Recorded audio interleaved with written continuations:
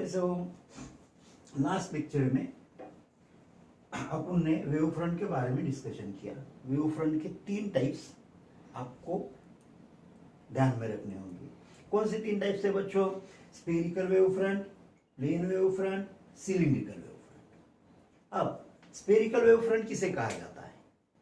When wave front is obtained by या from बोलना point source.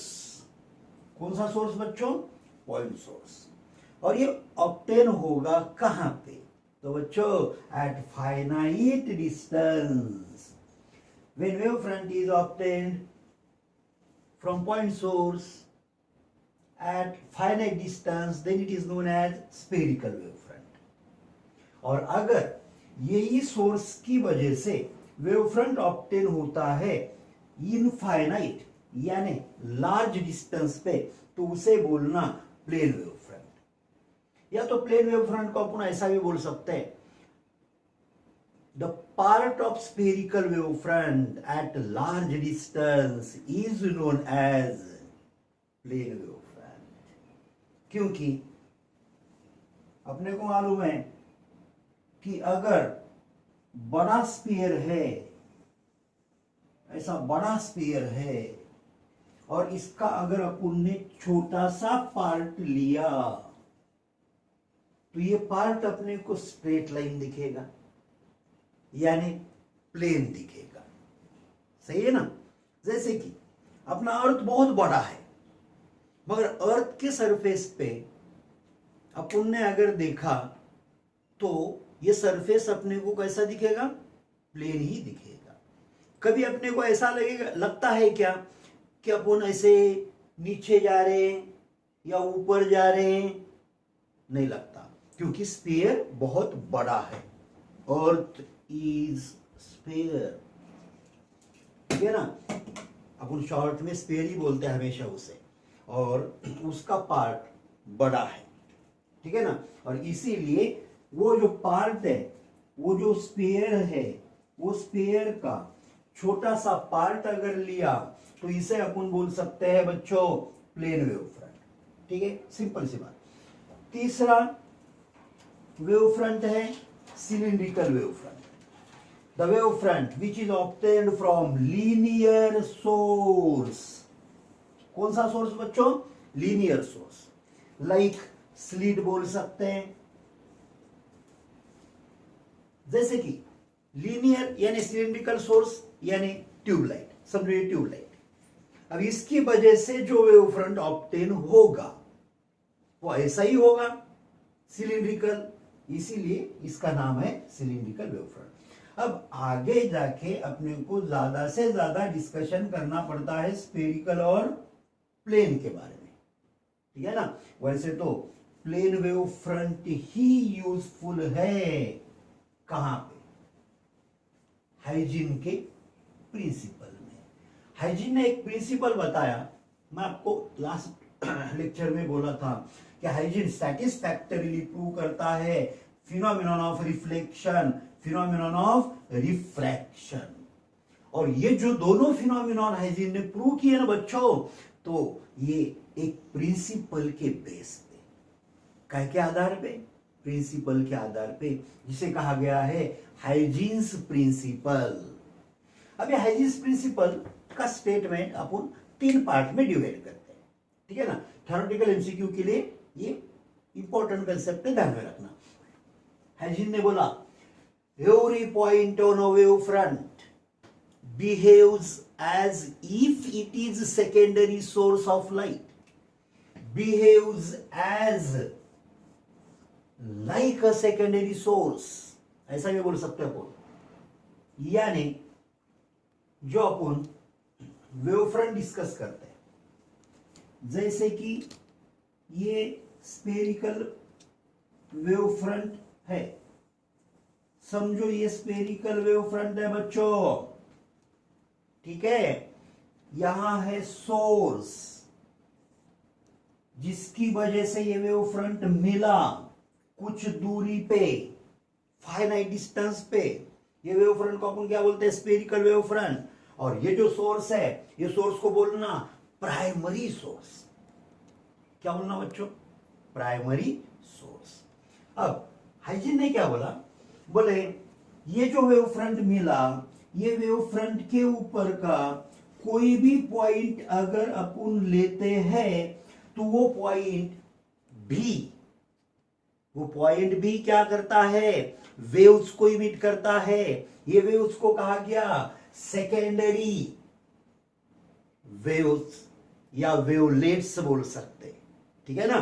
तो यहां से वेव्स इमिट होंगे, ये पॉइंट से, हर एक पॉइंट से वेव्स इमिट होंगे, ऐसा हाइजीन ने बोला। फिर बाद में हाइजीन बताता है यहां पे कि अपने को सिर्फ फॉरवर्ड डायरेक्शन में जो वेव्स है उन्हीं को कंसीडर करना है, पीछे की तरफ आने वाले वेव्स को कंसीडर करना नहीं है, ठीक है ना। फिर तीसरा पॉइंट हाइजीन ने बताया, बोले ये जो सेकेंडरी वेव्स है, ये सेकेंडरी वेव्स को अगर अपन टेंजेंट ड्रॉ करते हैं तो ये टेंजेंट अपने को देगा सेकेंडरी वेव फ्रंट। क्या बोलना उसे? Secondary wave front. यानी समझो कुछ देर बाद अपन ने देखा तो ये वेव्स की वजह से अपने को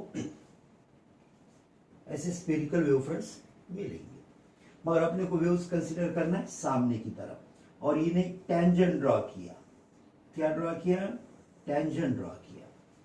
तो ये टेंजेंट सेकेंडरी वेव फ्रंट देगा।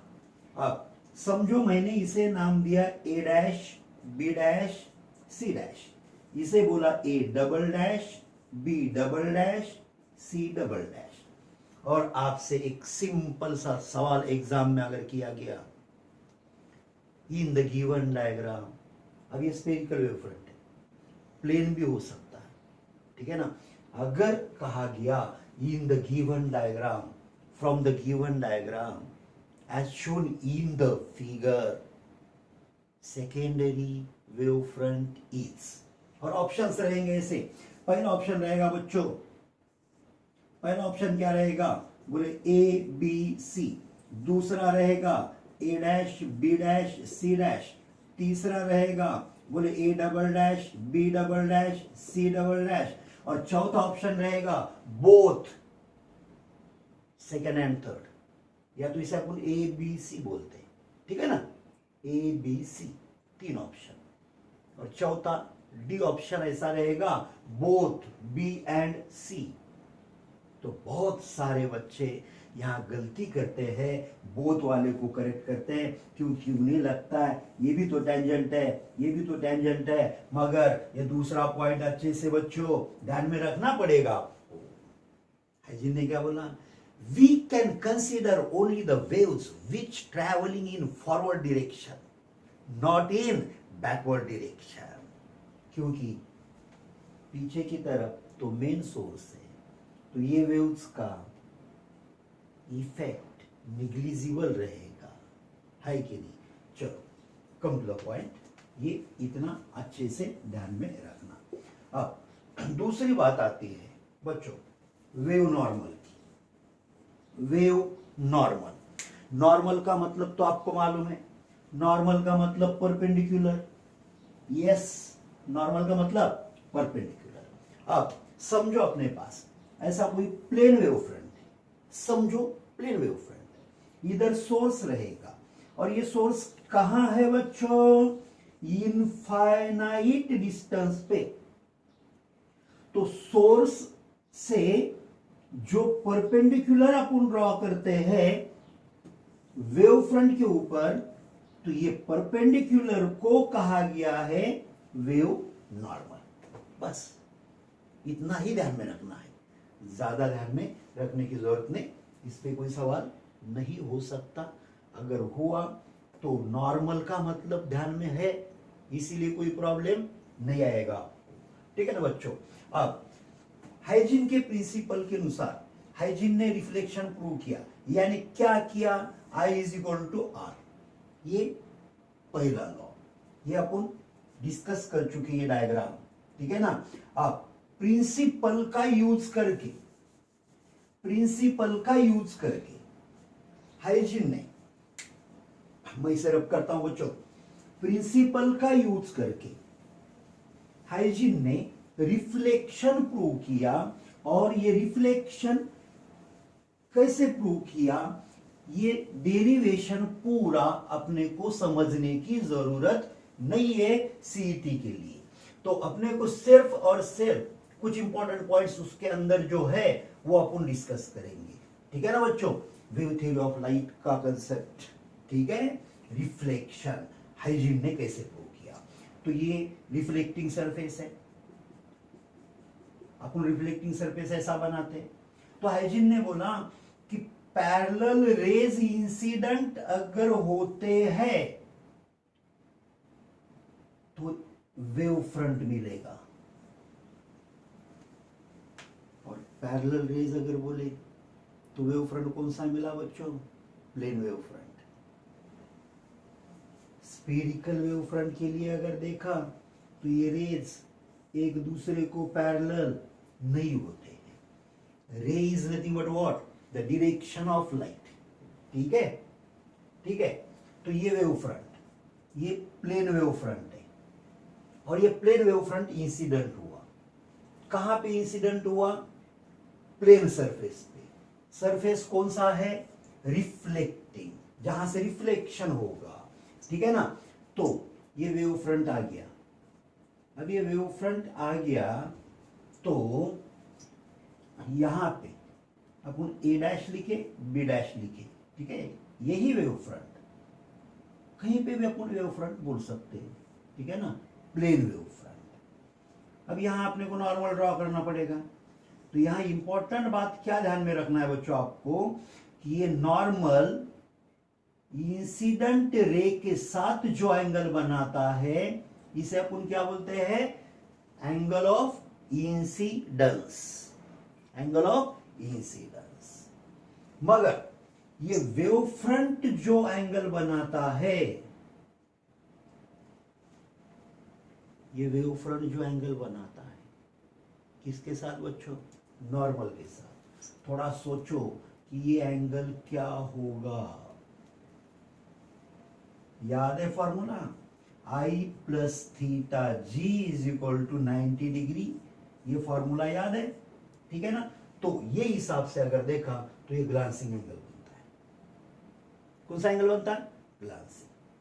अब इंसिडेंट रे ने नॉर्मल के साथ जो एंगल बनाया उसे बोलना एंगल ऑफ इंसिडेंस, और इंसिडेंट वेव फ्रंट ने नॉर्मल के साथ जो एंगल बनाया उसे बोलना ग्लांसिंग एंगल। ये इंपॉर्टेंट पॉइंट। दूसरी बात, इंसिडेंट रे सरफेस के साथ जो एंगल बनाता है, यस आ गया याद, ये है glancing angle. The angle made by the incident ray with the surface reflecting हो रिफ्रैक्टिंग हो, ठीक है, is known as glancing angle. Confuse होना नहीं है। अब ग्लांसिंग एंगल दो तरीके से डिफाइन हुआ कि नहीं बच्चों, हुआ कि नहीं हुआ, कैसे, angle made bye incident wave front with normal बोलना, और इंसिडेंट रे बोले तो विथ सरफेस बोलना, ये एंगल को बोलना ग्लांसिंग एंगल। ये बात इंपॉर्टेंट है, इसे अच्छे से ध्यान में आपको रखना होगा। अब वैसे ही रिफ्रैक्शन प्रूव किया हाइजीन ने अपना प्रिंसिपल यूज करके, यानी क्या प्रूव किया, sine I upon sine R is equal to μ2 upon μ1, यानी रिफ्रैक्टिव इंडेक्स, यानी C2 अपॉन C1, या तो इसे V2 अपॉन V1 बोलते हैं, speed of light in second medium divided by what, speed of light in first medium. तो hygiene ने ये प्रिंसिपल की वजह से रिफ्लेक्शन और रिफ्रैक्शन अच्छे तरीके से प्रूव किया, इसीलिए हाइजीन का थ्योरी एक्सेप्ट हुआ, कुछ ड्रॉबैक्स रहने के बावजूद भी। ठीक है ना। फिर आता है कंसेप्ट पोलराइजेशन। मैं आपको लास्ट लेक्चर में बच्चों मैंने आपको एक बात बताई थी कि हाइजिन ने लॉन्गिट्यूडिनल वेव बोला था, तो इलेक्ट्रोमैग्नेटिक थी मैक्सवेल ने जो बताया, तो क्या बताया था, it is nothing but what, light travels in the form of what, transverse wave which is electromagnetic, transverse wave which is electromagnetic। और फिर एक इंपॉर्टेंट पॉइंट मैं आपको ध्यान में रखने के लिए बोला था बच्चों कि लाइट ऐसे ट्रैवल होता है, ये लाइट का स्पीड बताया मैंने, ठीक है। तो इसमें दो, याद आया, दो फील्ड वेक्टर्स होते हैं, यानी दो टाइप का एनर्जी होता है। एक को कहा गया इलेक्ट्रिक एनर्जी यानी इलेक्ट्रिक फील्ड वेक्टर, और दूसरे को कहा गया मैग्नेटिक एनर्जी यानी मैग्नेटिक फील्ड वेक्टर। और वहां पे मैंने आपको एक फॉर्मूला बताया था, magnitude of electric field vector upon magnitude of magnetic field vector is nothing but speed of light, जो कि है 3 into 10 to the power 8 metre per second. और जो बहुत बड़ा नंबर है और दो नंबर का डिवीजन, ये वेक्टर फॉर्म में ऐसा भी बता सकते हैं, कोई प्रॉब्लम नहीं है, ठीक है ना। तो दो नंबर का डिवीजन अगर एक बड़ा नंबर आता है तो इसका मतलब डिनोमिनेटर बहुत ही छोटा है।